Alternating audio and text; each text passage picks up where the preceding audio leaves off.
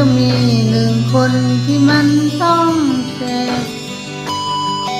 ที่เป็นจนเกินเมื่อเธอลงมือตัดสินใจบังเอิญก็คงเป็นฉันที่เธอต้องการให้ไปเจ็บปวดอย่างไรไม่มีทางอื่นทางก็เพียงเรื่องเดียวที่ยังไม่จบรบกวนบอกคนของเธอช่วยมาเกิดฉันมีเรื่องคุยกับเขาขอเคลียร์ให้มันเข้าใจก่อนเป็นคนไปไม่มีข้อแม้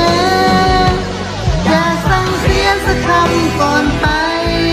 ให้เขาคอยเอาใจใส่อย่าทำให้คนที่เลือกเขาต้องผิดหวังอย่าสั่งเขาให้จำใส่ใจหากทำให้เธอร้องไห้เจ็บเธอเท่าไรฉันจะทวงคืนเท่ากันให้เขาช่วยมาสัญญาด้วยคำว่าลูกผู้ชายหากสักวันต้องตายก็ตาหลับแล้ว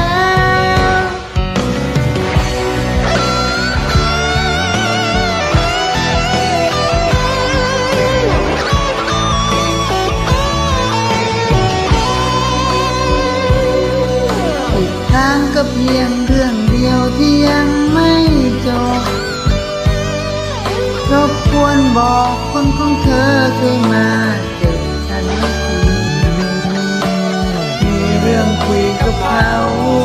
ขอเคลียร์ให้มันเข้าใจก่อนเป็นคนไปไม่มีข้อแม้อย่าสั่งเสียสักคำก่อนไปให้เขาคอยเอาใจใส่อย่าทำให้คนที่เลือกเขาต้องผิดหวังอย่าสั่งเขาให้จำใส่ใจถ้าทำให้เธอร้องไห้